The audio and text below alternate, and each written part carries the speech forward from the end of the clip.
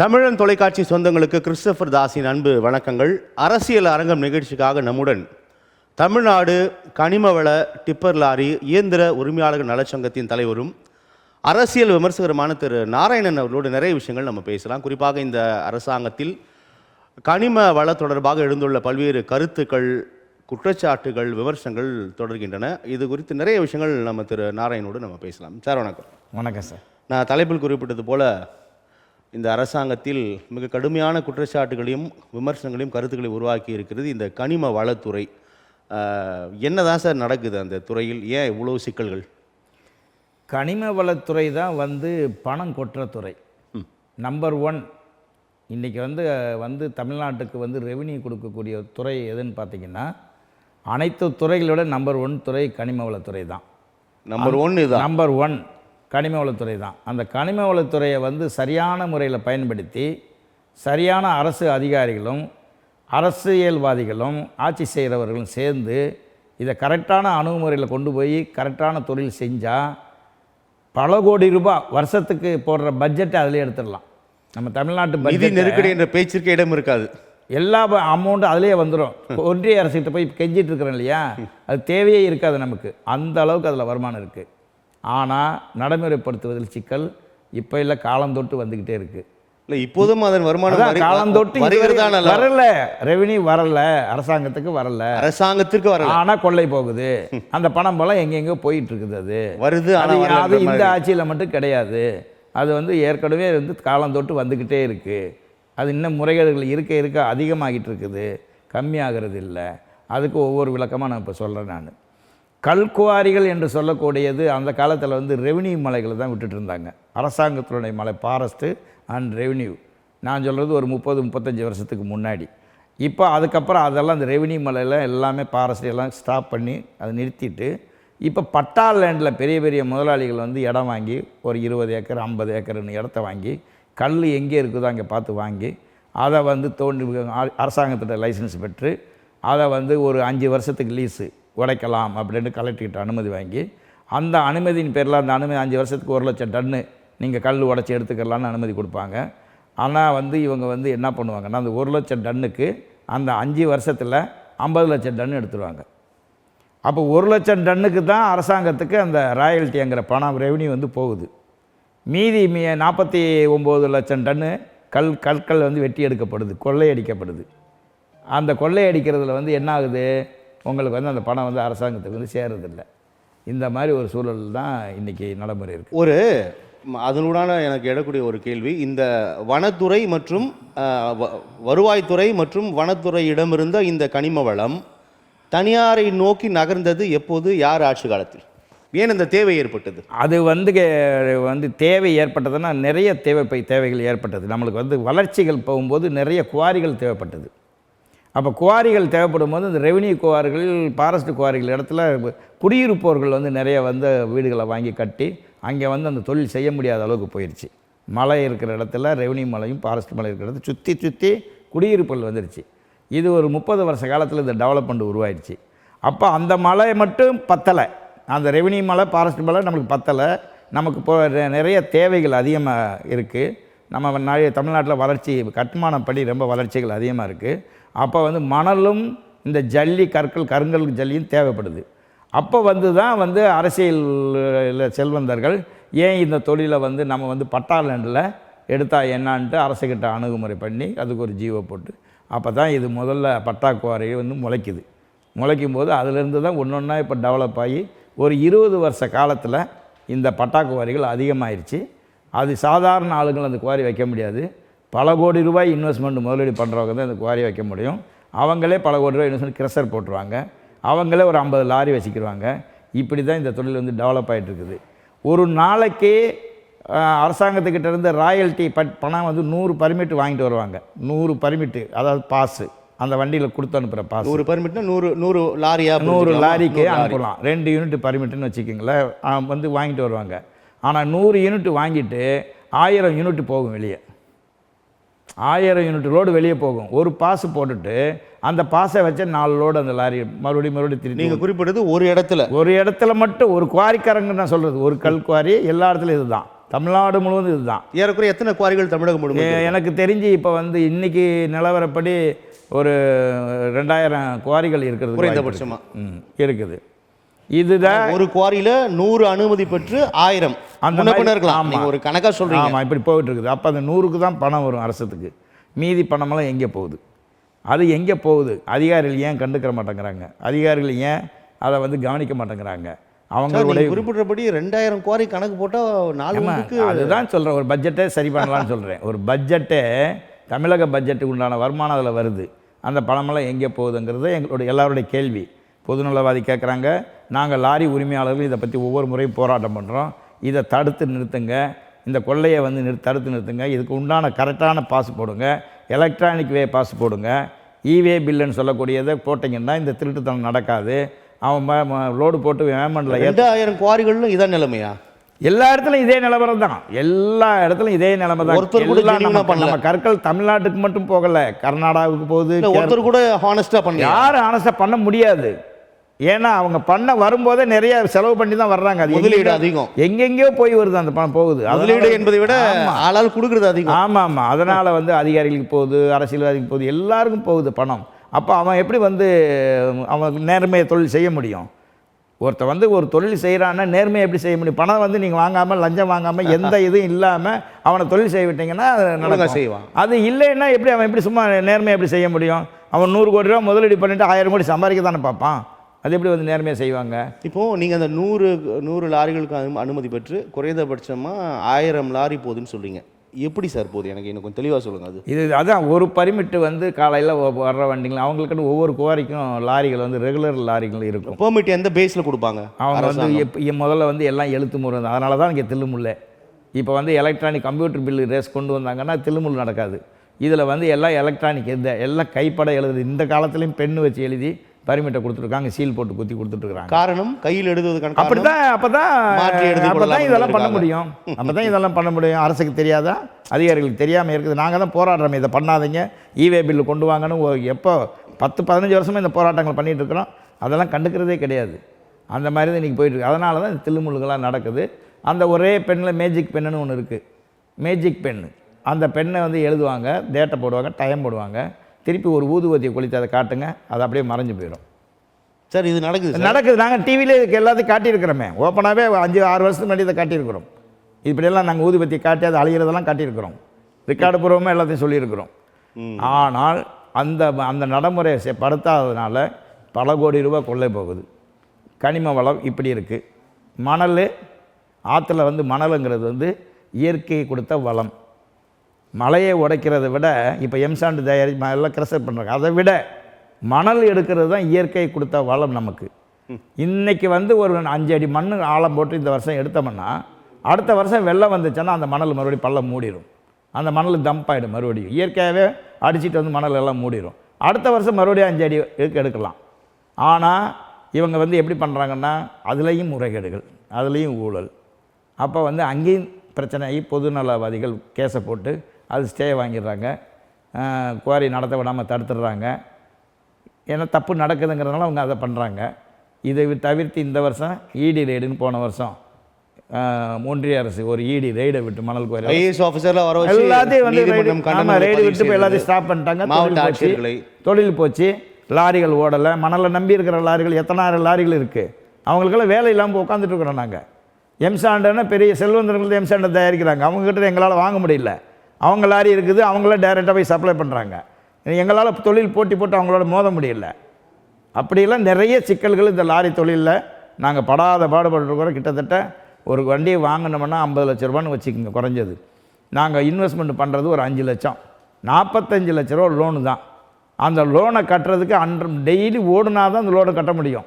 ஆனால் கட்ட முடியாத அளவுக்கு போகிறதுக்கு காரணம் இந்த பெரிய செல்வந்தர்களோட எங்களோட மோத முடியல. இங்கே வந்து பெரிய பெரிய கான்ட்ராக்ட் இருக்கிறாங்க.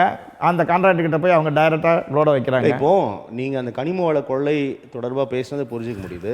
இதில் லாரி உரிமையாளருக்கும் இதற்கும் என்ன இந்த சிக்கல் என்ன? எப்படி தொடர் லாரி உரிமையாளர்கள் வந்து எப்படின்னா இப்போ வந்து ஒரு கான்ட்ராக்டுக்கார ஒரு பெரிய கன்ஸ்ட்ரக்ஷனை போய்ட்டு நாங்கள் அணுகிறோம், ஒரு ரேட்டு கொடுக்குறோம், கொட்டேஷன், இந்த ரேட்டுக்கு நாங்கள் மெட்டல் கொண்டு வந்து வைக்கிறோம். நாங்கள் வந்து எந்த மெட்டல் எங்கேருந்து வருது அவங்கக்கிட்டேருந்து விலை கொடுத்து வாங்கிட்டு வர்றோம். அவங்க போகிறாங்க நேராக. அந்த நாங்கள் 10 ரூபா ரேட்டு கொடுத்தோம்னா 9 ரூபா கொடுத்துட்றாங்க. அவங்க போய் ரேட்டு கொட்டேஷனை குறைச்சிடுறாங்க. அப்போ அவன் கான்ட்ராக்டுக்காரன் என்ன பண்ணுவார், எங்கே ரேட்டு குறையா இருக்குது அவங்ககிட்ட தானே வாங்குவார். பேமெண்ட் வந்து நாங்கள் 15 நாளுக்கு ஒரு தடவை பேமெண்ட்டு கேட்போம், எங்களால் அதுக்கு மேலே முடியாது. அவங்க வந்து 3 மாதம் கழிச்சு கொடுங்க பேமெண்ட் கொடுங்க அப்படிம்பாங்க. அப்போ அவங்க எங்கே வாங்குவாங்க, அங்கே தான் வாங்குவாங்க. ஏன்னா அவங்களுக்கு குவாரி இருக்குது, கிரஷர் இருக்குது, லாரி இருக்குது, 3 லிங்கு தொழில். அதில் எல்லாமே நிறையா வந்து சம்பாதிக்கிறாங்க. அதனால் ₹1 இங்கே கம்மி வைக்கிறனால அவங்களுக்கு பெரிய நஷ்டம் கிடையாது. அப்போ எங்கள் தொழில் பாதிக்கப்படுது, எங்களுடைய ஆக்கிரமிப்பு பண்ணிக்கிறாங்க. நாங்கள் 4 லாரி 5 லாரி வச்சுருக்கிற நடுநிலைமையாளர்களாம் இந்த நிலைமையில் இருக்கிறோம். எங்களால் முடியல. நாங்கள் அசோசியேட்டில் இருக்கிறவங்கலாம் 4 லாரி 5 லாரி 10 லாரிக்குள்ளே இருக்கிறவங்க தான் அசோசியேஷன். அவங்களுக்கெல்லாம் அசோசியேஷனே கிடையாது. கல்குவாரி உரிமையாளருக்கு எதுக்கு அசோசியேஷன்? அவங்க தான் செல்வந்தர்களாச்சு, அவங்களுக்கு எதுக்கு சங்கம்? எதனாலும் நேரடியாக அமைச்சரை பார்க்கலாம், அதிகாரிகளை பார்க்கலாம், எல்லாமே பண்ணலாம் இல்லையா? அந்த மாதிரி இந்த மாதிரி போயிட்டுருக்குது. இப்போது இந்த கல்குவாரிகள் வந்து நீங்கள் சொன்ன மாதிரி இன்டர்நெட்டில் இது 30 ஆண்டுகள் பிரச்சனை, அதுக்கும் அதிகமாக கூட சொல்லலாம். நீதிமன்றங்கள் கதவை நிறைய பொதுநலவாதிகளால் தட்டப்பட்டு இருக்குது. நீதிமன்றமும் அவ்வப்போது தங்களுடைய கண்டனங்களை பதிவு செய்து தான் வருவதை நம்ம பார்க்குறோம். அதனால் சமீபத்தில் இந்த புதிய கல்குவாரிகளுக்காவது குறைந்தபட்ச அனுமதி ரத்து செஞ்சுருக்காங்களா, இல்லை அது வந்துகிட்டே தான் இருக்கா? இல்லை, அது ஃபார்மாலிட்டிக்கு ஏதாவது ஒரு பிரச்சனை நடந்து ரொம்ப தீவிரமாக செயல்பட்டோம்னா ஒரு குவாரி சீல் வைப்பாங்க. அதில் பேப்பரில் வரும் இந்த மாதிரி முறைகேடு நடந்தது, இந்த கல்குவாரி சீல் வைக்கப்பட்டதுன்னு. நீங்கள் அதுக்கப்புறம் 6 மாதம் கழிச்சு திறக்கிறது உங்களுக்கு தெரியாது. அந்த சீல் வைக்கிற குவாரி 6 மாதம் கழிச்சு திறந்து ஓடும். திரைப்படம் மாதிரி சொல்கிறீங்க? ஆமாம், அது தெரியாது. மூடுறது மட்டும்தான் வெளியே தெரியும், பத்திரிகையாளர் மத்தியில் வெளியே தெரியும். திறக்கிறது யாருக்குமே தெரியாது, அது இயங்கிட்டு இருக்கும். ஏன்னா அதுக்கு சரி பண்ணிடுவாங்க, அவங்ககிட்ட எல்லாமே இருக்குது, அதனால் அவங்க சரி பண்ணிடுவாங்க. அந்த மாதிரி தான் இந்த ஓவர்லோடுன்னு சொல்கிறது ஒரு இது இருக்குது. அதாவது 2 யூனிட் ஏற்ற வேண்டிய லாரியில் 4 யூனிட் ஏற்றி அனுப்புவாங்க. 2 யூனிட்டுக்கு தான் பில் கொடுப்பாங்க. ஆனால் மேற்கொண்டு 2 யூனிட் சேர்த்து ஏற்றும்போது அந்த 2 யூனிட்டு யாருக்கும் அங்கே இல்லை. பணம் வந்து குவாரிக்காரன் வாங்கிடுவான், லாரிக்காரன் வண்டி ஓட்டணுங்கிறதுக்காண்டி அவன் 2 யூனிட் எக்ஸ்ட்ரா போட்டு பணத்தை கொடுத்து வாங்கிட்டு வந்து வைப்பான். அந்த 2 யூனிட்டினுடைய பில்லு அதுவும் வருமானம் அரசுக்கு வராது, அந்த ரெவென்யூ வீணாக போகுது. இப்போ 1 லட்சம் டன்னு எடுக்கலாம் அப்படின்னா இவங்க 10 லட்சம் டன்னு எடுக்கிறாங்கன்னா 9 லட்சம் டன்னுக்கு உண்டான வருமானம் போச்சு. அப்போ வந்து இதில் இந்த மாதிரி சிக்கலெல்லாம் தீரணும்னா இவே பில்லு வரணும் அப்படின்னு நாங்கள் ஒரு 2016 போராட்டம் பண்ணி இவே பில்லு வந்ததுன்னா வண்டி லோடு போட்டு இடமிஷனில் ஏற்றினோன்னா அது ஜென் டைப் பில்லு வெளியே வந்துடும். அது டைரக்டருக்கு ஒரு பில்லு போயிடும், மைனிங் துணை இயக்குனருக்கு ஒரு பில்லு போயிடும், லாரிக்காரனுக்கு ஒரு பில்லு கொடுத்துருவாங்க. ஏமாற்ற முடியாது, தில்லுமுள்ளு பண்ண முடியாதுங்கிற நல்ல நம்பிக்கை இதில் தான் நாங்கள் போராட்டங்களை பண்ணி இப்போ தான் போன வாரம் தான் 11 மாதம் தான் ஜீவோ போட்டு அது வந்திருக்கு. எப்பா நிம்மதியாப்பா சாமி, இனிமேல் பற்றி பிரச்சனை இல்லை, ஓவர்லோடு ஓட்ட தேவையில்லை. ஓவர்லோடு ஓட்டினா நாங்கள் யாரை பார்க்கணும்? ஆர்டிஓவை பார்க்கணும், போலீஸை பார்க்கணும், ரெவென்யூ டிபார்ட்மெண்ட்டை பார்க்கணும். அதையும் மீறி அரசு வந்து ஒரு 10 வண்டி கேஸை போடுங்கன்னா கேஸ் போட்டு திருடன் நாங்கள். கல்குவாரிக்காரர் திருடன் கிடையாது, லாரிக்காரன் தான் திருடன். அவனை வந்து ஜெயிலில் போடுவாங்க. கோர்ட்டு மூலியமாக தான் நாங்கள் வண்டியை வெளியே எடுக்க முடியும். இவ்வளோ சிக்கல் நடைமுறை இருந்தது. இவே பில் வந்தால் தப்பிச்சிடலாம். அப்போ யாருமே ஓவர்லோடு ஓட்ட முடியாது இல்லையா? ஒழுங்காக பண்ணலான்னு சொல்லிட்டு நாங்கள் சந்தோஷம் பண்ணிட்டு ஜீவோ போட்டாங்க. போட்டு போன மாதத்துலேருந்து இது பண்ணியிருக்காங்க.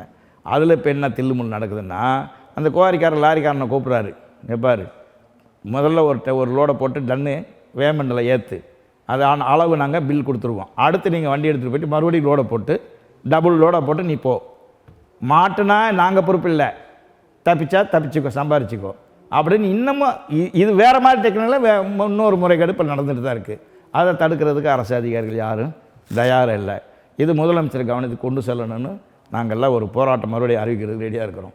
இவே பில்லு வரணும்னு ஆசைப்பட்டோம், அது வந்த பிறகு முறைகேடுகள் நடக்குதுன்னா அப்போ எப்படி தான் ஏதாவது ஒரு கண்டுபிடிப்பு அவங்க கண்டுபிடிச்சிட்டே இருக்காங்க முறைகேடுகள் பண்ணுறதுக்கு ஏதாவது ஒன்று.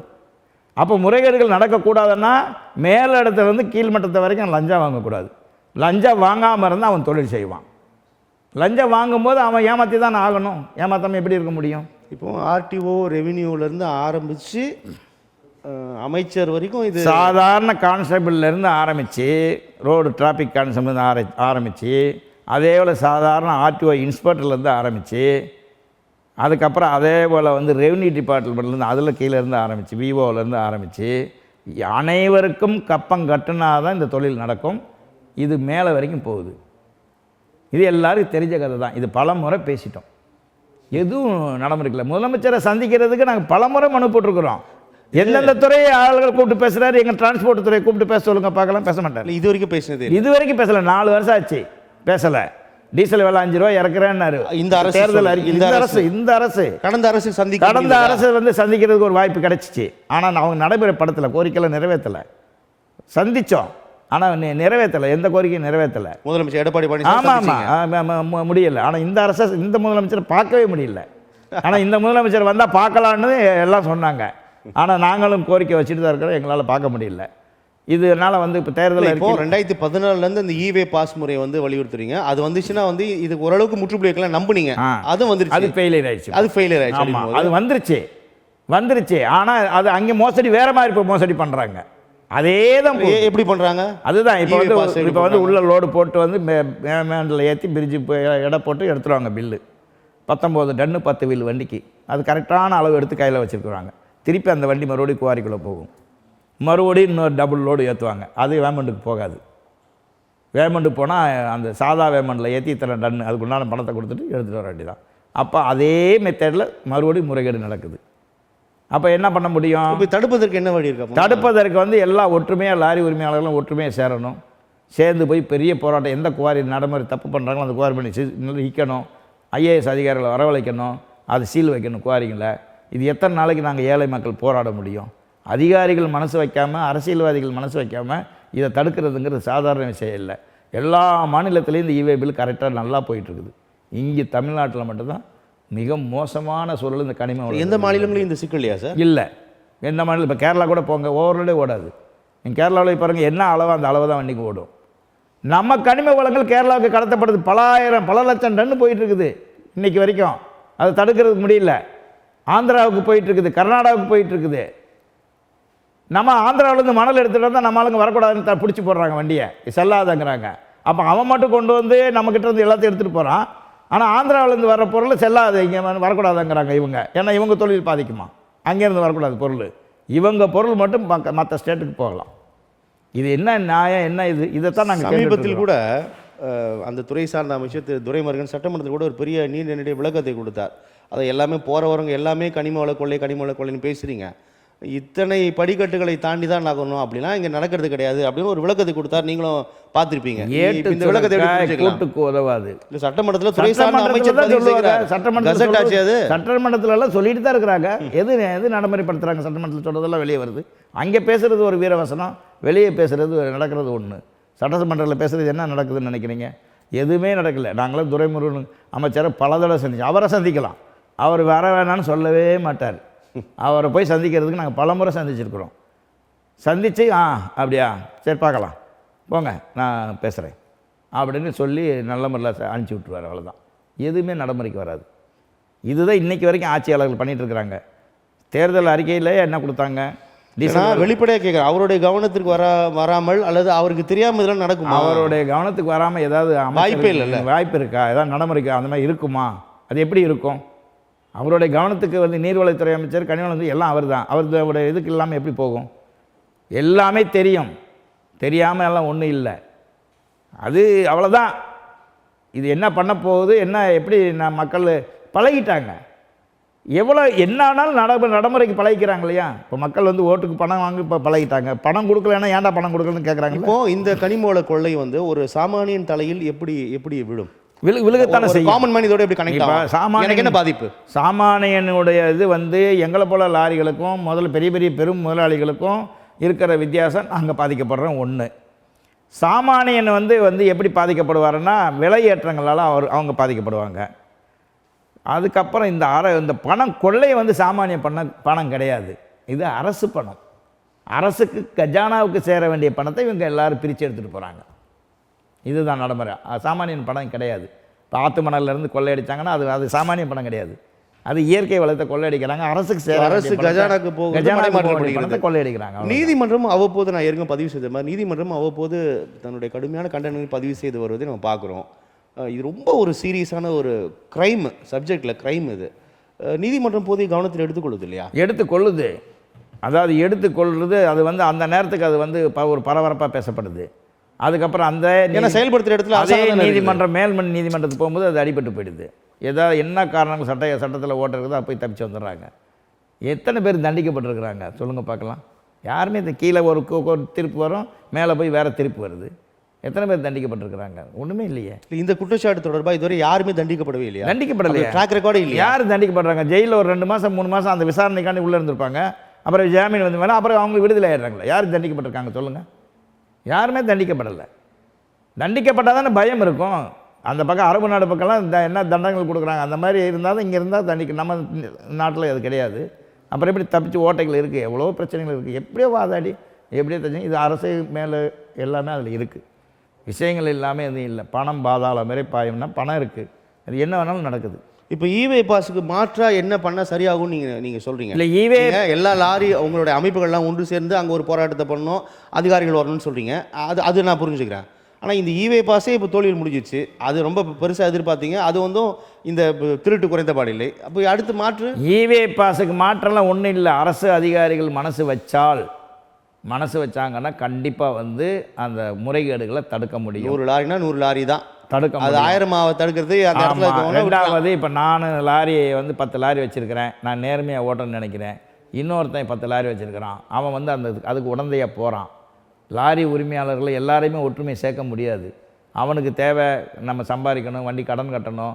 இவனோட போய் ஸ்ட்ரைக் பண்ணிவிட்டு போராட்டத்தில் கலந்துக்கிட்டு இருந்தோம்னா நம்ம பொழப்பு போயிடும் அப்படின்ட்டு நம்மளை மீறி நடத்துகிறவங்க போகிறவங்க இருக்கிறாங்க.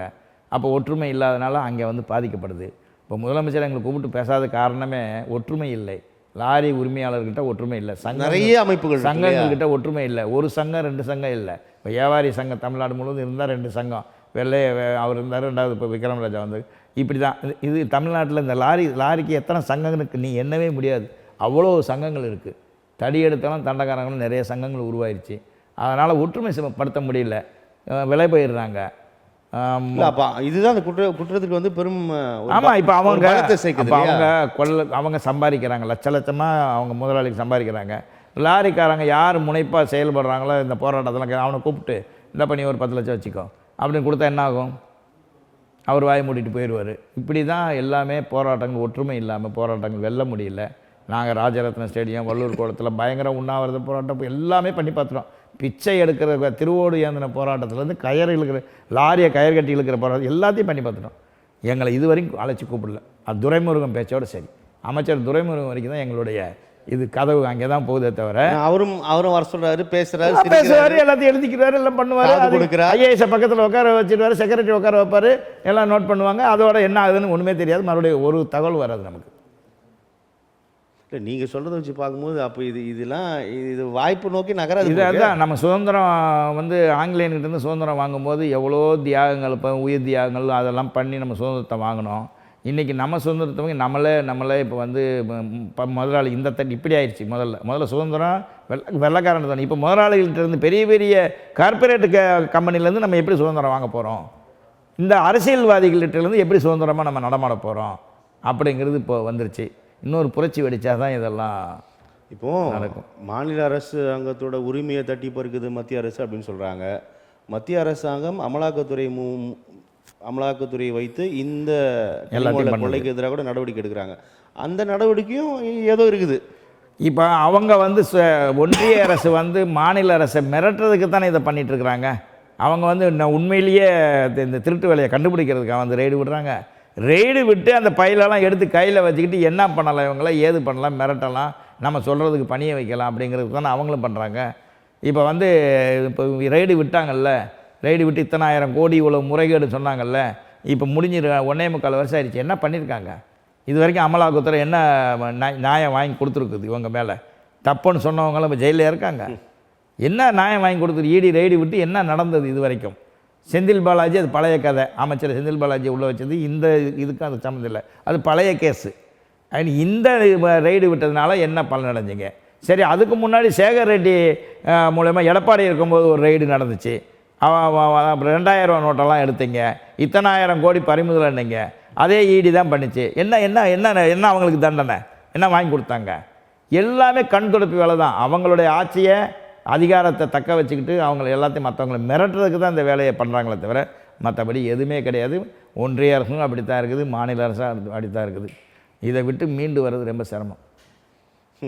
அதாவது திரைப்படங்களில் வரும் காட்சிகள் போல போயிட்டுருக்கு. திரைப்படங்கள் போல கொலையை பண்ணாங்களே. ஒருத்தர் சமூக ஆர்வலர் போயிட்டு போலீஸ் ஸ்டேஷனில் மணல் திருடு போகுதுன்னு காட்டி கொடுத்தாரு, கொன்னே போட்டாங்கல்ல ஜாஃபர் சாதிக். ஆமாம், கொன்னாங்கல்ல புதுக்கோட்டை பக்கம்.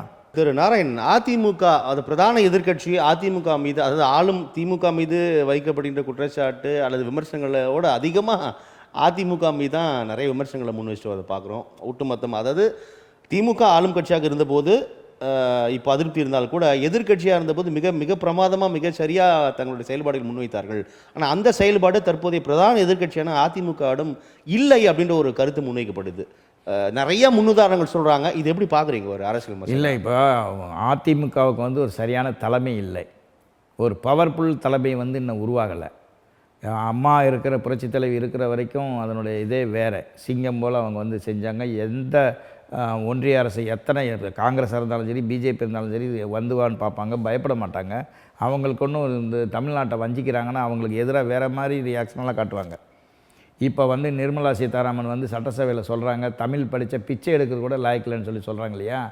அது அம்மா இருந்தாங்கன்னா அந்த நிர்மலா சீதாராமன் தமிழ்நாட்டுக்குள்ளே நுழைய முடியாது. வேறு ஆளுகளை அட்டாக் பண்ண விடுவாங்க, பயமுறுத்துவாங்க.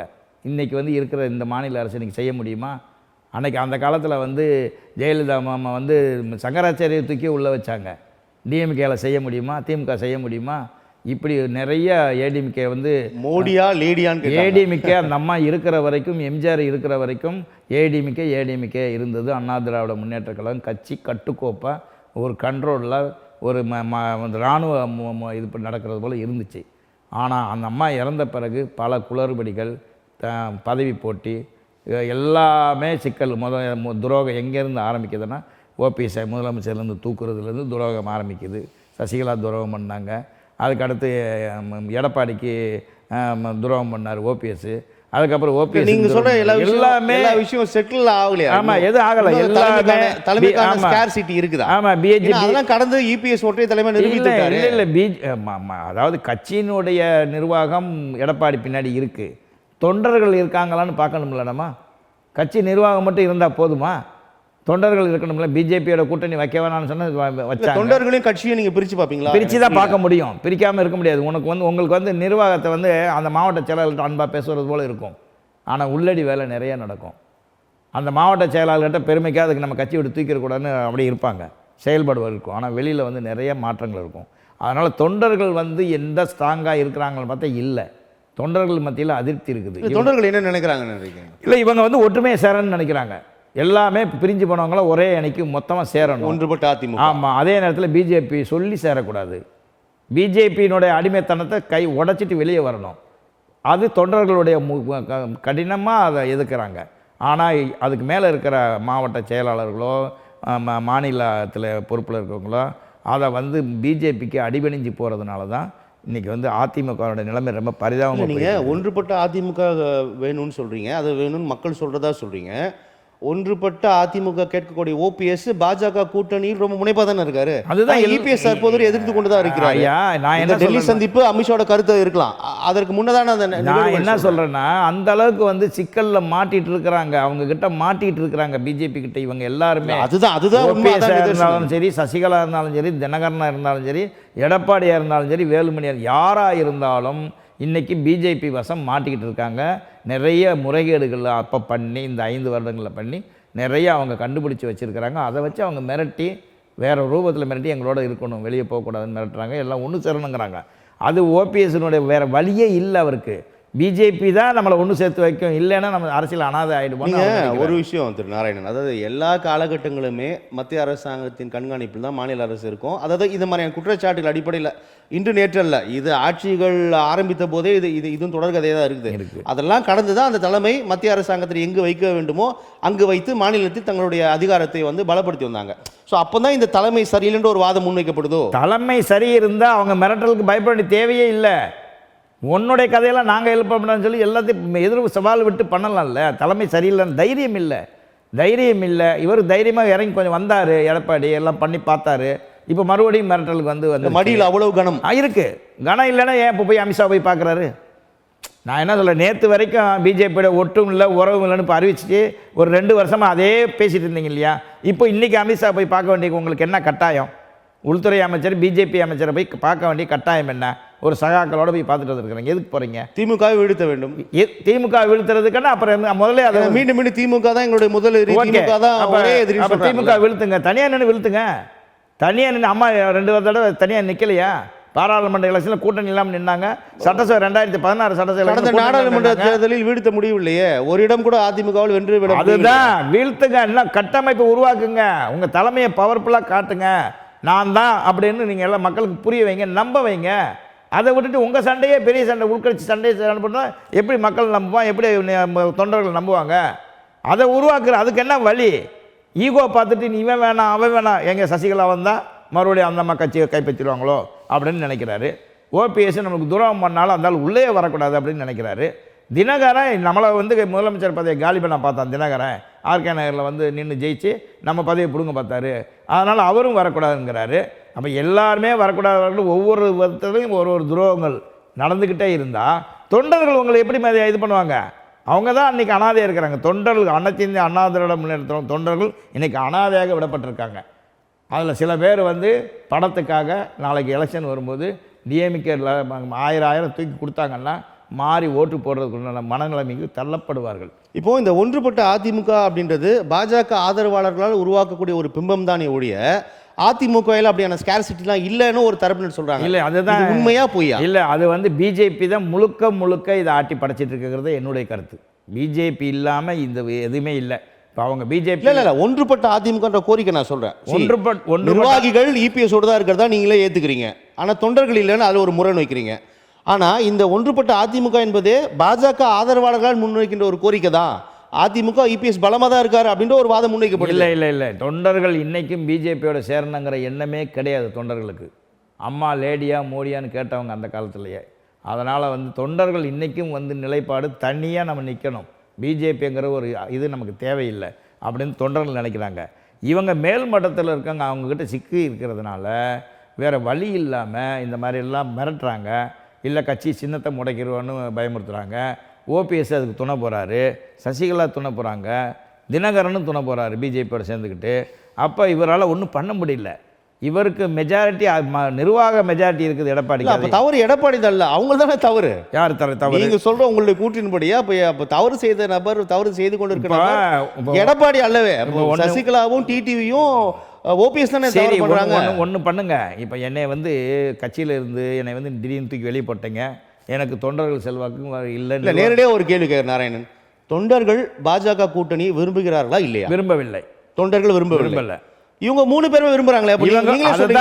இவனுக்கு என்ன, இவங்களுக்கு என்ன வேணா, இப்போ அடித்து வெளியே தூக்கி போட்டாச்சு, வெளியே போயாச்சு.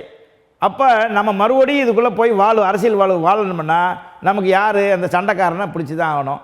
அவன் தான் நம்மளை காப்பாற்றுவான். அதான் டாடியா மோடியா லேடியா இல்லை, இவர் இல்லை, அவர் ராஜேந்திர பாலாஜி சொன்னார் இல்லையா, எல்லாம் மேலே இருக்கவன் பார்த்துக்குறேன். அதனால் அந்த மாதிரி ஒரு எண்ணம் இவங்களுக்கு இப்போ இருக்குது. நமக்கு பாதுகாப்பு பிஜேபி தான், நம்மளை எப்பயாவது உள்ளே சேர்த்து விட்டுருவாங்க, அப்புறமா பார்த்துக்கலாம், சேர்ந்து உள்ளே போன பிறகு அப்புறமா ஒரு முடிவு எடுத்துக்கலாம் அப்படின்னு சரணாகதி அடைஞ்சிருக்கிறாங்க இந்த 3 பேரும். இது எடப்பாடி தைரியமாக இருந்தாருன்னு நாங்கள் நினச்சோம். இப்போ அவரும் போய் அமித்ஷாவை போய் பார்த்துட்டு வந்திருக்காரு. அவர் பார்த்துட்டு வந்தவுடனே இப்போ செங்கோட்டையன் போய் தனியாக நிர்மலா சீதாராமன் போய் பார்த்துட்டு வர்றாங்க. இப்படி இதே ஒரு வந்து அதிமுகவுக்கு ஒரு பின்னடைவு, ஒரு ரொம்ப நான் நினைக்கிறேன், ரொம்ப மட்டமாக நினைக்கிறேன். இதெல்லாம் பார்க்கவே கூடாது. இப்போது பொதுவாக மக்களுக்கு இருக்கக்கூடிய கேள்வி என்பது, ஒரு பிரதான எதிர்க்கட்சியாக அதிமுக சரியாக செயல்படல அப்படின்னு சொல்கிறாங்க. அதுக்கான காரணம் என்பது, ஆமாம் இங்கேயே பஞ்சாயத்தாக இருக்குது, இதுலங்க எதிர்க்கட்சி வேலை செய்கிறது அப்படின்னு உங்களை போன்ற கட்சிக்காரர்களே இதை ஒத்துக்கொள்கிறார்கள் தான். இது ஏதோ வந்து 2011ஆம் ஆண்டில் தொடங்கப்பட்டதல்ல. இன்னும் 11 மாதங்கள் அடுத்த சட்டமன்ற தேர்தல் எதிர்நோக்கி கூட நிலையில் இன்னும் இந்த பஞ்சாயத்தே முடியலன்னா எப்படி இவங்க ஆட்சி பிடிப்பாங்கன்ற ஒரு என்னுடைய இது வந்து சரியாக இருக்குமானால் எடப்பாடி போய் என்ன பேசியிருப்பார், ஐயா கூட்டணி வச்சுக்கிடலாம், ஆனால் அந்த 3 பேர் வேண்டாம், கூட்டணி எங்கள் கட்சியில் சேர்க்க வேண்டாம், நான் கூட்டணிக்கு வர தயார், ஆனால் அந்த 3 பேர் தினகரன் சசிகலா ஓபிஎஸ் யாரும் எங்களோட வரக்கூடாது, அதை விட்டுருங்க, கழட்டி விட்டுருங்க அப்படின்னு இவர் பேசியிருக்கலாம். அமித்ஷா புத்திமதி சொல்லியிருக்கலாம், இல்லை அப்படியோட விட முடியாது, ஒன்றுபட்டால் தான் ஜெயிக்க முடியும், நம்ம இல்லைன்னா திமுக தோக்கடிக்க முடியாது, அவங்க வலுவாக இருக்காங்க கூட்டணி, நம்ம எல்லாம் ஒன்றா இருக்கலாம், அவர் ஏதாவது சொல்லியிருப்பார். சரி நாங்கள் பரிசீலனை பண்ணிட்டு வந்திருக்கலாம். அதுக்கு அடுத்து இவர் செங்கோட்டையன் போய் என்ன பேச போயிருக்காரு, செங்கோட்டையனுக்கும் போய் எடப்பாடிக்கும் இப்படி இருக்குது. இப்போ அவர் போய் என்ன பேசியிருப்பார், நிர்மலா சீதாராமன் அதெல்லாம் முடியாது, எல்லாம் ஒன்றா வரணும், அப்போ தான் கூட்டணி வைக்க முடியும், நீங்கள் ஸ்ட்ராங்காக நில்லுங்க, அதுக்கு நான் பக்கபலமாக இருக்குன்னு இவர் சொல்லியிருக்கலாம். என்னுடைய அனுமானம் தான் இதெல்லாம். இது கண்ணுக்கு தெரியும். அதான் நானுமே கேட்டேன். நீங்கள் எடப்பாடி சந்தித்த உடனே செங்கோட்டையன் போகிறாரு, செங்கோட்டையன் போயிட்டு வந்தனே மாநில தலைமை பாஜக தலைமை அண்ணாமலை போகிறாரு. அண்ணாமலை போயிட்டு செய்தியாளர் சந்திப்பில் என்ன சொல்கிறாருன்னா, எங்களோடு ஓபிஎஸ் டிடிவி அது இபிஎஸ் பெயரை உச்சரிக்க மறுக்கிறார் மாற்றாரு. இவங்களாம் கூட இருக்கதான் சொல்கிறார். அப்போ இந்த எல்லா புள்ளிகளையும் ஒன்றிணைக்கும் போது இபிஎஸ் தனியாக தான் இருப்பதாக தான் தோன்றுகிறது. என்ன நெருங்க நெருங்க என்ன மாறும், இன்னும் அடுத்த கட்டத்துக்கு என்ன போகும், என்னுடைய அனுமானமாக என்ன போகும். சரி, கூட்டணி வச்சுக்கிடலாம், அவங்களையும் கொண்டு வாங்க, ஆனால் கட்சியில் சேர்க்க மாட்டேன், உங்களுக்கு எத்தனை சீட்டு வேணும்னு கேளுங்க, பிஜேபி கொடுத்துட்றோம், அதிலிருந்து நீங்கள் அவங்களுக்கு கொடுத்துருங்க அப்படின்னு ஒரு அலையன்ஸ் உருவாகிறதுக்குண்டான வாய்ப்புகளும் இருக்குது. பிஜேபிக்கு தேவை இது உள்ள நுழையணும். பாண்டிச்சேரியில் எப்படி ரங்கசாமியை முதலமைச்சர் ஆக்கினாங்களோ, கூட்டணி முதலமைச்சர் ஆக்கி அவர் பொம்மையோடு உட்கார வச்சாங்களோ, எப்படி பீகாரில் நிதிஷ்குமாரை உட்கார வச்சுருக்காங்களோ, அதே போல் தமிழ்நாட்டில் எடப்பாடியை பொம்மையாக முதலமைச்சரை உட்கார வச்சுட்டு இவங்க பின்னாடி இருந்து எல்லா வேலையும் பண்ணணும். கூட்டணி மந்திரி சபை தமிழ்நாட்டில் இது வரைக்கும் வந்திருக்குதா? கூட்டணி 2 கட்சியை தவிர எப்பாவது கூட்டணி மந்திரி சபைன்னு ஒன்று அமைஞ்சிருக்கா இது வரைக்கும்? பேச்சு எடுத்திருக்கிறது இல்லை. ஆனால் இன்றைக்கி அவங்க ஆளுங்களே ஒத்துக்கிறாங்க கூட்டணி. ஆமாம், கூட்டணி மந்திரி சபை எங்கள் 2026 அமைப்புன்னு ஏடிஎம்கே ஒத்துக்கிறது. அப்போ இதிலேருந்து இறங்கி வந்துட்டாங்கன்னு தானே அர்த்தம். அப்போ எல்லாம் ஒரு ஒரு ஒரு ஒரு குட்டைக்குள்ளே வரப்போகிறாங்கங்கிறது நல்லா நமக்கு தெளிவாக தெரியுது. எல்லாம் ஒன்று சேருவாங்க. நீங்கள் சொன்னது போல் 234 தொகுதியில் எங்களுக்கு 100 தொகுதியை கொடுத்துருப்பா, நீ 130 நின்றுக்கோ ஏடிஎம்கே, நாங்கள் 100 தொகுதியில் எங்கள் கட்சிக்காரங்க, எங்களுக்கு பிஜேபி தினகரன் சசிகலா இவங்களுக்கெல்லாம் தொகுதி நாங்கள் பிரித்து கொடுத்து நாங்கள் இருந்துக்கிறோம் அப்படிங்கிறது போல் ஒரு பேச்சுவார்த்தை முடியலாம். 2026 அப்படி எல்லோரும் சேர்ந்து பண்ணாதான் டிஎம்கேயை தோக்கடிக்க முடியுமான்னு சொல்ல முடியாது. ஒரு வலுவான ஒரு இதாக வர முடியும். இல்லை, அதற்கு வாய்ப்பு இருக்குது. நான் சொல்ல மாதிரி இந்த கூட்டணிகள் உருவானால் வாய்ப்பு இருக்குது. ஆனால் 26 அதிமுகவிற்கு ஆட்சி, பாஜகவிற்கு கட்சியின் மிகப்பெரிய வளர்ச்சி. இவங்க ஆட்சி, அவங்க கட்சியோட வளர்ச்சி என்பது முதலீடு. ஆட்சி இருக்கலாம், இல்லாமல் போகலாம், ஆனால் கட்சியை அடுத்த 100 ஆண்டுகளுக்கு நகர்த்தி செல்ல வேண்டும். எனக்கு பிறகு 100 ஆண்டு இருக்குன்னு அம்மையார் ஜெயலலிதாவில் சொன்னதை நம்ம இப்போ கேட்டிருக்கோம். அப்போது பாஜக மிக தெளிவாக காய்களை நகர்த்தி கொண்டு இருக்கிறது. ஒருவேளை அதிமுக ஆட்சி வந்தால் கூட அவர்களுக்கான வெற்றியாக தான் அது பார்க்கப்படும். ஆட்சி செய்ய முடியாது சார். எடப்பாடி முதலமைச்சராக இருந்து ஒரு 50 எம்எல்ஏ வச்சுட்டு முதலமைச்சராகி மீதியெல்லாம் மற்றவங்க இருந்தாங்கன்னு அவர் எப்படி சார் ஆட்சி செய்தார்? அம்மையாருக்கு அப்புறம் அவர் தான் முதலமைச்சராக செய்தார். அது மெஜாரிட்டியில் செஞ்சார். முறை பிரதான எதிர்கட்சி 70 இடங்களை கைப்பற்றினார். அது மெஜாரிட்டியில் செஞ்சார். இப்போ அதே 70 தொகுதி ஏடிஎம்கே ஜெயிக்குது, பிஜேபி 50 தொகுதி ஜெயிச்சிருது, மற்ற கட்சி கூட்டணி அமைச்சராக அமையுது. நீங்கள் எப்படி முதலமைச்சரை நீங்கள் உங்கள் இஷ்டத்துக்கு எல்லாத்தையும் திட்டங்களை கொண்டு வந்துட முடியுமா? அவங்கள கேட்காம எதுவும் கொண்டு வர முடியுமா? அப்போ தமிழ்நாட்டுக்கு என்ன வளர்ச்சி என்னங்கிறது நீ இண்டிவிஜுவலாக இருந்தால் தான் வளர்ச்சியை கொண்டு வர முடியும். நீ அவங்களோட சேர்ந்த பிறகு நம்மளை மதிக்க மாட்டாங்கிறான் சேர்ந்து அவன் வந்து உன்னை விடுவான், அவன் வளர்ச்சியடைய பார்ப்பான். கட்சியை வளர்ச்சி கொண்டு வந்து அடுத்து முதலமைச்சராக அவன் ஆகணும். இந்த தடவை நீ முதலமைச்சராக கூட்டணி இருந்துட்டு அடுத்து ஒன்றுங்களை கழட்டி விட்டுட்டு பிஜேபி முதலமைச்சர் ஆகிறதுக்கு தான் பார்ப்பாங்களே தவிர எக்காரணத்தை கொண்டு அந்த கட்சி ஏடிஎம்கே அழிக்கத்தான் பார்ப்பாங்களே தவிர வளர்ச்சி அடைய விடவே மாட்டாங்க. இது தற்காலிகம் தான். அந்த கூட்டணி அடுத்த 2031 அவங்க வர்றதுக்கு தான் பார்ப்பாங்களே தவிர இவங்க அழிக்கிறதுக்கு தான் பார்ப்பாங்க. இது நடைமுறை. நம்ம வந்து மகாராஷ்டிராவில் பார்த்துட்டோம், எல்லா இடத்துலையும் பார்க்குறோமே. சிவசேனா எங்கே இருக்கிற தெரியுமா போச்சு, அஜித் பவார் கட்சி என்ன நடக்கும், அது போல் நிறையா நடக்கும். இவையெல்லாம் உணராமல் தான் இருக்கிறது அவங்களுடைய தலைமை. நான் வந்து என்னுடைய கருத்து, இந்த 2 கட்சி தமிழ்நாட்டுக்கு தேவை. ஏடிஎம்கே டிஎம்கேங்கிறது தேவை. டிஎம்கே இல்லைன்னா அவங்க என்ன ஊழல் செய்யட்டும், என்ன பண்ணிட்டோம், இந்த கெத்து இருக்குது இல்லையா, துணிஞ்சு பேசுகிறாங்க இல்லையா ஒன்றிய அரசை எதிர்த்து, அதில் வந்து நான் உண்மையிலே பாராட்டணும் டிஎம்கேவை. எதுலேயும் விட்டு கொடுக்கல. அது கவர்னர் என்ன தான் தில்லாலாண்டி வேலைலாம் பண்ணி பார்க்குறாரு, போயான்றாங்க. அந்த விஷயத்தில் வந்து ஒரு தமிழ் உணர்வோடையும் பற்றோடையும் இன்றைக்கி தமிழ்நாட்டினுடைய எதையுமே விட்டு கொடுக்காம அவங்க கொண்டு வர்றதுங்கிறது உண்மையிலே திராவிட முன்னேற்ற கழகத்தை அதனுடைய தலைவர் ஸ்டாலினை பாராட்டி ஆகணும். அதை ஒன்றிணைக்கிறாரு, அதெல்லாம் நம்ம இல்லைன்னு சொல்ல முடியாது. இப்போ நம்ம அதிமுக பேசும்போது ஒன்றுபட்ட அதிமுகவை கேட்கக்கூடியவர்கள் ஒன்றுபட்ட அதிமுகவிற்குள் வந்த பிறகு எடப்பாடி ஓரங்கட்டி விடுவாரோ அப்படின்ற ஒரு அச்சம். அந்த பயத்தில் தானே எடப்பாடி பயப்படுறாரு. ஏன்னா ஒரு அந்த பயம் நியாயமானதானே. அவருடைய தலைமை எப்படி விட்டு கொடுப்பாரு? மெயின் பவர் சசிகலா இருந்தவங்க, சசிகலாவை நம்பி இவங்கெல்லாம் இருந்தவங்க, சசிகலா கிட்ட காலில் விழுந்து பதவி வாங்கினவங்க. சசிகலா எந்த எம்எல்ஏ போடணும் சீட்டு கொடுக்கணுமோ அவங்க கொடுத்தது சீட்டு தான் எல்லாமே. அப்போ அந்த பவர் சென்டர் மறுபடியும் கட்சிக்குள்ளே வந்துச்சுன்னா நீங்கள் நேருக்கு நேரம் உங்களை போய் எனக்கு அந்த நன்றி உணர்வு வந்துடும். இப்போ சசிகலாவை பார்க்காத வரைக்கும் நான் வெளியில் எங்கே என்ன வேணாலும் திட்டலாம். முகமுகம் பார்க்கும்போது முகத்தை அந்த அம்மா முகத்தை எதிர்க்கு பார்த்து உட்காரும்போது உங்களுக்கு ஆட்டோமேட்டிக்காக அந்த பழைய கடமை உணர்வு வந்துடும். காலில் விழுந்துருவோம், அந்த அம்மா சொல்கிறது கேட்க ஆரம்பிச்சிருவோம். இதெல்லாம் நடக்கும். அதுக்கு பயந்துக்கிட்டு தான் உள்ளே கொண்டு வரக்கூடாதுன்னு நினைக்கிறாங்க. இதுதான் காரணம், வேறு ஒன்றும் கிடையாது. வந்தால் மறுபடியும் நம்ம கட்சி நம்மளை விட்டு போயிடும். அவங்கக்கிட்டே திருப்பி போயிடும் அப்படின்னு பயப்படுறாங்க. இப்போ இந்த ஒன்றுபட்ட அதிமுகவிற்கு வாய்ப்பே இல்லை என்று எடப்பாடி பழனிசாமி டெல்லியில் போய் அமித்ஷாவை சந்தித்து வந்து விட்டார். நான் பாஜகனா சேர்றேன், ஆனால் ஒன்றுபட்ட அதிமுக வாய்ப்பே இல்லை என்ற ஒரு நிலைப்பாட்டிலே ஒரு வேளை இருக்கிறார்னா, இந்த அதிருப்தியாளர்களை அல்லது இந்த ஒன்றுபட்ட அதிமுக கேட்கக்கூடியவர்களை பாஜக அரவணைத்து அப்படி சேர்த்துருமா? ஏன் சேர்க்கல அப்படின்ற இருப்பாரா? ஏன் சேர்க்குமோன்னா அவங்க ஜெயிக்கணும்ல. 2026 திமுகவை எதுக்கு அப்படி ஒரு ஆமாம், அதுக்காண்டி எடப்பாடி வந்து சொல்லிட்டு வந்துட்டாருன்னா அவங்கள வந்து அம்போன்னு விட்டுற மாட்டாங்க. அந்த 3 பேரையும் அரவணைச்சு தான் கொண்டு போவாங்க. சரிப்பா, வேறு வழி இல்லைன்னா சரி நீ சீட்டு கொடு, எங்களுக்கு இவ்வளோ சீட்டு வேணும். அந்த சீட்டு பேரம் பேசல, அதில் ஒரு பிரச்சனை வரும். இவ்வளோ சீட்டு எங்களுக்கு வேணும், நான் அவங்களுக்கு கொடுத்துக்கிறேன், எல்லாம் ஒன்று சேர்ந்து நிற்கலாம் அப்படிங்கிற ஒரு எண்ணத்தில் அந்த மாதிரி ஒரு அரவணை போகும். ஆனால் மக்கள் ஓட்டு போடுவாங்களான்னா எனக்கு நம்பிக்கை இல்லை. இப்போது அதிமுக நம்ம பேசும்போது சமீபத்தில் இந்த கருத்து கணிப்பு ஓட்டர்ஸ் நிறுவனம் நடத்திய கருத்து கணிப்பு முதலமைச்சராக ஸ்டாலின், அடுத்த இடத்தில் வந்து புதிதாக கட்சி தொடங்கியுள்ள தாவேகா விஜய் வைத்துள்ளது, 3ஆம் இடத்தை நோக்கி அதிமுகவை தள்ளியுள்ளது. இந்த கருத்து கணிப்புகள் எப்படி பார்க்கிறது? இல்லை சார், இது வந்து கருத்து கணிப்புகள் வந்து இதெல்லாம் போடுறதெல்லாம் எல்லாமே நீங்கள் மீடியாவில் இருக்கிறீங்க, உங்களுக்கு தெரியாத விஷயம்லாம் ஒன்றும் இல்லை. நிறைய இதில் வந்து அங்கேயே தில்லு முள்ளுகள் எல்லாமே இருக்குது சார், அங்கேயும் கருத்து கணிப்புகளையும். நான் என்ன சொல்கிறேன், விஜயகாந்தை விட விஜய் ஒரு பெரிய அரசியல் தலைவரா? எப்படிப்பட்ட மனுஷன் விஜயகாந்த்? அவரால் வந்து தாக்குப்பிடிக்க முடிஞ்சதா? 2 பேர்கிட்ட மாட்டிட்டு முடிஞ்சதா? இது 2 பவர்ஃபுல் சென்டர் இருக்கும்போது அவர் கட்சி ஆரம்பித்தார். விஜய் வந்து பஞ்சு டயலாக் பேசுகிறதா சார் தெரியும். சினிமாவில் என்ன பேசுகிறாரு இன்றைக்கி, அதை தான் இன்றைக்கி பேசிகிட்டு இருக்காரு தவிர அவருடைய வந்து எதுவுமே இல்லை சார் அது. அதனால் மக்கள் ஒரு கவர்ச்சி, அந்த ரசிகர்கள் ஒரு கவர்ச்சி, அந்த ஓட்டு வரும். அந்த கட்சியை குறைச்சி எடை போடுறீங்க? இல்லை, குறைச்சி எடை போடல, ஓட்டு வாங்குவாங்க. ஆட்சியை பிடிக்கிறதுக்கோ எதிர்கட்சியாக வர்றதுக்கோ அந்தளவுக்கான ஒரு பவர் வராது. வரலாம், ஒரு 10லேருந்து ஒரு 12% ஓட்டுகள் வாங்குறதுக்குண்டான வாய்ப்புகள் இருக்குது. அந்த ஓட்டு யார் ஓட்டை பிரிக்கிறாங்கன்னு பார்த்தீங்கன்னா தான் இந்த கூட்டணி இங்கே வலுவாக இருக்குது. இங்கே கூட்டணி இல்லாமல் கசாமசான்னு இருக்கிறதுனால இந்த ஓட்டுகள்லாம் அப்படி சொல்லும் போது தான் நிறைய அரசியல் விமர்சகர்கள் கூட இந்த கருத்தை முன்வைக்கிறாங்க. நீங்கள் கூட பார்த்துருப்பீங்க, விஜயோட வாக்கு இவ்வளவு பிரிப்பார், நாம் தமிழர் இவ்வளவு வாக்குகளை பிரித்து விடும், அதிமுக கூட்டணி சிக்கலில் இவ்வளவு வாக்குகளை பிரித்து விடும்போது திமுக தெள்ள தெளிவாக வெற்றி வாய்ப்புகளை வந்து அள்ளும் அப்படின்னு ஒரு பார்வை முன்வைக்கப்படுது இல்லையா? அதற்கு இது பெரிய ஒரு சாதகமாக இருக்குமே? இல்லை, திமுகவுக்கு சாதகம்தான், திமுகவுக்கு சாதகம்தான், இதில் எந்த மாற்று கருத்தும் கிடையாது. ஏடிஎம்கே இப்போது என்ன நினைக்குது, விஜய் எப்படியாவது கூட்டணிக்குள்ளே கொண்டு வரணும்னு பேசிகிட்டு இருக்கிறாங்க. அவர் வந்து நான் என் தலைமையில் தான் கூட்டணிங்கிற போது இவங்க எத்தனை வருஷம் அரசியல் வரலாறு அதிமுக, அவங்க அப்படி போக முடியாது. அதனால் ஏன் தலைமைன்னுங்கிறதுனால அவர் தனியாக தான் இந்த தடவை நிற்பார். விஜய் கூட்டணிக்கு போகிறதுக்கு உண்டான வாய்ப்புகள் ரொம்ப ரொம்ப கம்மி. அப்படி நிற்கும்போது ஓட்டு சதவீதத்தை வாங்குவாங்க.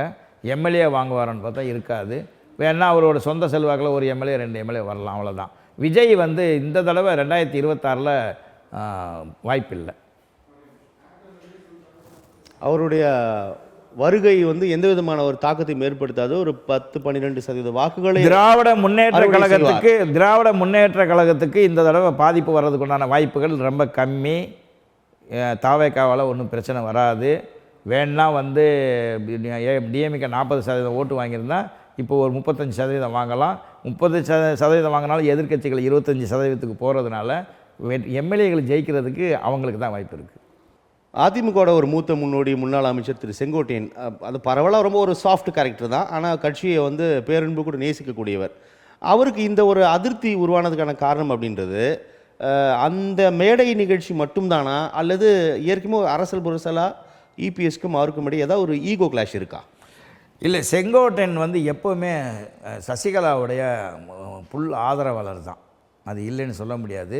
அவர் அம்மா இருக்கிறபோது இப்போதும் ஆமாம், அம்மா இருக்கும்போது ஒரு பிரச்சனை இல்லை, அவங்கள மந்திரி பதவியெல்லாம் விட்டு தூக்கி அவரை இது பண்ணாங்க. ஆனால் திருப்பி சசிகலா தான் இந்த கூவத்தூர்லலாம் பேசி இவர் செங்கோட்டையன் தான் முதலமைச்சருங்கிறது தான் எல்லா எம்எல்ஏக்களும் சட்டமன்ற உறுப்பினர் சொல்கிறது எங்களுக்கு காதுக்கு வர்றது. அவர் தான் செங்கோட்டையன் தான் முதலமைச்சர் அப்படின்னு சசிகலா அம்மையார் சசிகலா ஜெயிலுக்கு போகிறதுக்கு முன்னாடி புக்கில் இருந்தது வந்து செங்கோட்டையன் எடுத்த முடிவு அதுதான். அதாவது அந்த கம்யூனிட்டிக்கு இந்த பக்கம் தேவருக்கு ஒரு தடவை ஓபிஎஸ்க்கு அம்மா கொடுத்துட்டாங்க. இப்போ அந்த கம்யூனிட்டியை அனுசரிக்கிறதுக்கு அந்த பகுதி மேற்கு மண்டலத்தில் சேர்ந்த ஒருத்தர் கொடுக்கணும். அதில் வந்து நல்ல ஒரு மனுஷன் வந்து அமைதியான மனுஷன் நல்ல மனுஷங்கிறது செங்கோட்டையன் தான் அப்படின்னு தான் ஒரு முடிவெடுக்கிறாங்க. ஆனால் வந்த தகவல் பணம் வந்து நிறைய கருத்துக்கள் எம்எல்ஏ நிறைய தகவல்கள் எதிர்பார்க்குறாங்க. அந்த பணம் அம்மா என்கிட்ட பணம் இல்லைம்மா, செங்கோட்டையன் உண்மையிலே பெருசாக ஒன்றும் சம்பாதிக்கலை. ஏன்னா ஒரு 5 ஆண்டு காலம் அவர் அமைச்சராக இல்லை. எடப்பாடி நெடுஞ்சாலைத்துறை அமைச்சராக இவங்கெல்லாம் சம்பாதிச்சாங்க. அவர் வந்து அம்மா வந்து அவங்கள வந்து தள்ளி வச்சுருந்தாங்க.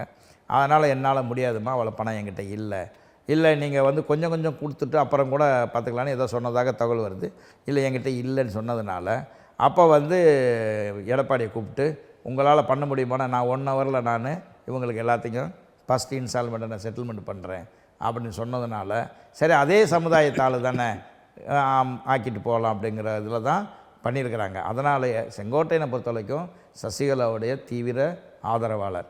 வேறு அவங்க ஜெயிலுக்கு போனதுனால இந்த ஆட்சியை தக்க வைக்கிறதுக்கு 2வது கல்வித்துறை அமைச்சர் பதவியை எடப்பாடி அந்த டீமில் வந்து கொடுத்ததுனால மாப்பா பாண்டியராஜன் வந்து ஓபிஎஸ்க்கு பக்கம் போனதுனால அவர் தான் கல்வித்துறை அமைச்சராக இருந்தார். அவர் வராதனால இவர் கொடுத்தாங்க. அதிலேருந்து இவர் இது பண்ணிக்கிட்டார். சசிகலா சொல்லி கொடுத்துட்டு போனது தான் செங்கோட்டையனுக்கு அப்போ கல்வித்துறை அமைச்சர் ஆக்கிருங்க அப்படின்னு சசிகலா சொல்லி எடப்பாடியை பார்க்கல. சசிகலா தான் யாருக்கு எந்தெந்த பதவிங்கிறது எல்லாத்தையும் லிஸ்ட்டு போட்டு கொடுத்துட்டு போனது சசிகலா மேடம் தான். அதனால் அவருக்கு ஒரு இப்போ இவ்வளோ நாள் கட்சி தோக்குது, அவர் பார்க்குறாரு ஒவ்வொரு எலெக்ஷனையும் தோத்துட்டே வர்றோம். அப்போ எல்லோரும் ஒன்று சேரணுங்கிற போது சசிகலா எல்லாத்தையும் உள்ளே ஒன்று கொண்டு வந்துடலாம் அப்படின்னு எடப்பாடி. அப்போ அந்த ஒன்றுபட்ட அதிமுகன்ற கோரிக்கை செங்கோட்டையனை பொறுத்தவரை அம்மையார் சசிகலாவை உள்ளே கொண்டு வருவது தான். ஆமாம், சசிகலா மூலமாக போகுது, செங்கோட்டையன் போகுது. நீங்கள் பேசுங்க, அவர் சொன்னால் அவங்க பேச்சை கேட்பார்லங்கும்போது செங்கோட்டையன் ஒரு சீனியர் சொன்னால் கேட்பாங்கங்கிறதுக்காண்டி வேலுமணி தங்கமணி இந்த மாதிரிகளெல்லாம் அவர் கவர் பண்ணி பேசி தான். ஆனால் கேட்கல, முதலமைச்சர்கிட்ட பேசுகிறாங்க. இல்லை சேர்க்க முடியாதுன்னு அவர் சொல்லும்போது அப்போ நான் ஒரு சீனியர் தானே, நான் அன்னைக்கே முதலமைச்சராக இருந்தேன், அப்புறம் நான் என்னோட இது அப்படி வாக்குவாதங்கள் வரத்தானே செய்யும். இப்போ நான் சொல்கிறது நீ கேட்கலன்னா உங்கள்கிட்ட என்னையா பேச்சு அப்படிங்கிறது போல் விரிசல் உருவாகி போயிட்டுருக்குது. அது வந்து உண்மையிலேயே இந்த 3 பேரையும் ஒன்று சேர்க்கணும்னு செங்கோட்டையன் விரும்புகிறார். இப்போ அதனுடைய தான் இது இப்போ போர்க்களமாக போயிட்டு நான் முன்னமே குறிப்பிட்டது மாதிரி ஒரு மாதிரி ஒரு சாஃப்ட் நேச்சர் தான் இவருக்கும். வேலுமணி எல்லாருக்குமே சேர்க்கணுங்கிற எண்ணம் தான். இவர் ஒருத்தர் தான் அதை வேணான்னு தடுத்துட்டு இருக்கிறாரு. அதுவும் இபிஎஸோட கடுமையான வலுவான ஆதரவாளர்கள் கூட ஒன்றுபட்ட அதிமுக விரும்புகிறார்கள். எல்லாம் விரும்புகிறாங்க. இபிஎஸ் மட்டும் விரும்பலை. இவங்கெல்லாம் வேலுமணிலேருந்து தங்கமணிலேருந்து எல்லாமே விரும்புகிறாங்க. எல்லோரும் விரும்புகிறாங்க. இவர் மட்டும் விரும்பலை. இவர் ஏன்னா அந்த பவரை இவரால் விட முடியாது. நாளைக்கு உள்ளே வந்துட்டாங்கன்னா நம்மக்கிட்ட இருந்து அந்த பவரை பறிச்சிருவாங்கன்னு பயப்படுறாரு. அதனுடைய விளைவு தான் குழப்பங்கள்லாம் அந்த கட்சி போயிட்டுருக்குது. அது ரொம்ப தொண்டர்களுக்கு ரொம்ப இப்போ 99 பேரை ஒருவர் எதிர்க்கும் அளவிற்கு இபிஎஸ் பலம் வாய்ந்து பொதுச் செயலாளர் ஆக்கிட்டாங்க. இப்போ வந்து மறுபடியும் ஒருத்தர் இந்த மாதிரி பேசிட்டு இருந்தால் கட்சி உடையும், இன்னும் தூளாக போகத்தானே பார்க்கும். அது போகக்கூடாதுன்னு நலன் விரும்பிகள் நிறைய பேர் இருக்காங்க. கட்சி உடஞ்சிடக்கூடாது, எப்படியாவது மறுபடியும் சேர்த்துடணும். அவசரப்பட்டு வார்த்தைகளை விட்டு இப்போ செங்கோட்டையன் ஒன்று விட்டு போய் எதிர்ப்பார். இதே ஒருத்தராக போயிட்டு இருந்தால் என்ன ஆகும் அந்த கட்சி? அது வேணாம், வெளியே தெரிய வேணாம் அப்படின்னு உள்ளுக்குள்ளே பேசிகிட்டு இருக்காங்க. இப்போது இவ்வளோ நாள் அந்த அதிருப்திகள் இருந்த போதும் அமைதி காத்து வந்த செங்கோட்டையன் அப்பாவை சந்திக்கிறார், மத்தியில் நிர்மலா சீதாராமனை சந்திக்கிறார். இப்படியான ஒரு நெருக்கடிகளை உருவாக்க பார்க்கிறாரா, இல்லை என்ன சொல்ல வர? இல்லை, அதுதான் கட்டாயமாக எப்படியே சேர்த்துடணும். அப்போ பிஜேபி தான் இது பண்ண முடியும். அவங்களெல்லாம் அடக்கிறதுக்கு பிஜேபி தான் அப்படின்னு சாய்ஸ்ன்னு இப்போ செங்கோட்டையன் அந்த உறுதிமொழிக்கு போயிட்டார். ஓபிஎஸ் போனார், டிவிடியே சசிகலா போனது போல் இப்போ செங்கோட்டையன் போகிறாரு. கட்சியை ஒன்று சேர்க்கணுங்கிறது தான் அவருடைய குறிக்கோள். பாஜக வருகை சிக்கலை அப்போ செங்கோட்டையன் உணராமல் இருக்கிறாரா? உணர்வார். இப்போதைக்கு இவங்களை உள்ளே கொண்டு வரணும். விசுவாசி இல்லையா, வேறு வழி இல்லை. இவங்களை கொண்டு வர்றதுக்கு அவங்க காலில் சண்டைக்காரன் காலில் போய் விழுகிறது. அதுதான் காரணம், வேறு ஒன்றும் கிடையாது. இவங்களே ஒற்றுமையாக சேர்ந்துட்டாங்கன்னா அவங்ககிட்ட போக வேண்டிய தேவையே இல்லை. அது எடப்பாடி விட்டு கொடுத்துருந்தாருன்னா இந்நேரம் முடிஞ்சு போயிருக்கும். அவர் விடலை, அதனால் அங்கே போகிறாங்க. அதனால் வந்து கஷ்டப்படுறவன் எங்கே போவான்? இங்கே சாப்பாடு இல்லை, வேறு வீட்டில் சாப்பாடு போகிறவன்னு போய் சாப்பிட தானே செய்வான். கொள்கையெல்லாம் பறந்து போயிடும். பசியில் எப்படி கொள்கை நிற்கும்? அதெல்லாம் பறந்து போயிடும். இவ்வளவு அழுத்தங்களுக்கு பிறகும் இபிஎஸோட இந்த நிலைப்பாடு எப்படி நம்ம பார்க்கறது, புரிஞ்சுக்கிறது? இல்லை, அதான் அடமானம் வைக்கிறான்னு தெரிஞ்சு போச்சு, அவ்வளோதான். இந்த கூட்டணி ஆச்சுன்னா அவர் எப்போ சொன்னாரோ, அவர் வாயிலிருந்து வந்ததோ அவ்வளோதான். பிஜேபிக்கு அடமானம், அனைத்து இந்த அண்ணா திராவிட கணக்கு அடமானம் வச்சது போல் கணக்காயிருச்சு. கூட்டணி வந்து எப்போவுமே தமிழ்நாட்டில் மக்கள் ஏற்றுக்கிற மாட்டாங்க, கூட்டணி ஆட்சி கொடுக்க மாட்டாங்க. தமிழ்நாட்டு மக்கள் அதனால் என்ன பண்ணுவாங்க, திமுக ஒரு மனதாக ஃபுல் மெஜாரிட்டியில் தேர்ந்தெடுத்துட்டு போயிடுவாங்க. அதுதான் நடக்கும். கூட்டணி ஆட்சிங்கிறது தமிழ்நாட்டுக்கு ஒத்து வராது. மக்களும் அது மாதிரி தீர்ப்பு, மகேஷ் ஒரே தீர்ப்பு தான் எப்போவுமே. நீங்கள் சரித்திரத்தை புரட்டி பாருங்கள், எங்கேயாவது கூட்டணி ஆட்சி நம்ம தமிழ்நாட்டில் வந்திருக்கா? வராது. மக்கள் வர விட மாட்டாங்க. இவங்க அடிச்சுட்டு கிடந்தாங்கன்னா அவன் வரட்டுன்னு விட்டுருவாங்க, அவ்வளோதான். திமுக ஸ்ட்ராங்காக உட்காந்துரும். எப்படி அம்மா வந்து 2வது வருஷம் 5 வருஷம் ஜெயிச்சு 10 வருஷம் இருந்தாங்களோ அதேபோல் இவங்களும் 10 வருஷத்துக்கு உண்டான வாய்ப்பை விதைச்சிட்டு இருக்கிறாங்க இவங்க எதிர்க்கட்சிகள். அதனால தான் அங்கேருந்து ஒரு செங்கலை கூட உருவ முடியல அந்த கூட்டணியிலேருந்து. அவங்களுக்கு தெரியும், அங்கேருந்து திமுகலேருந்து விலகி வந்தால் நம்மளும் போயிடுவோம்டா, ஒன்றுமெல்லாம் போயிடுவோம்னு தெரியும். அதனால வரமாட்டேங்கிறாங்க. நிறைய அதிருப்தி இருக்குது திமுகவில், நிறைய பிரச்சனைகள் இருக்குது. ஆனால் கூட்டணி கட்சிகள் அதெல்லாம் சகிச்சுக்கிட்டு இருக்காங்க. பார்க்கலாம் தேர்தல் நெருக்கத்து இன்னும் என்னெல்லாம் அரங்கேறப் போகிறது என்பதை. இன்றைய அமர்வில் உங்களுடைய வருகைக்கும் கருத்து பகிர்வுக்கும் மிக நன்றி தருகிறேன். நன்றி சார். வணக்கம் சார். நன்றி. இதிலே மற்றும் ஒரு அரசியல் அரங்கம் நிகழ்ச்சி சந்திக்கலாம். நன்றி, வணக்கம்.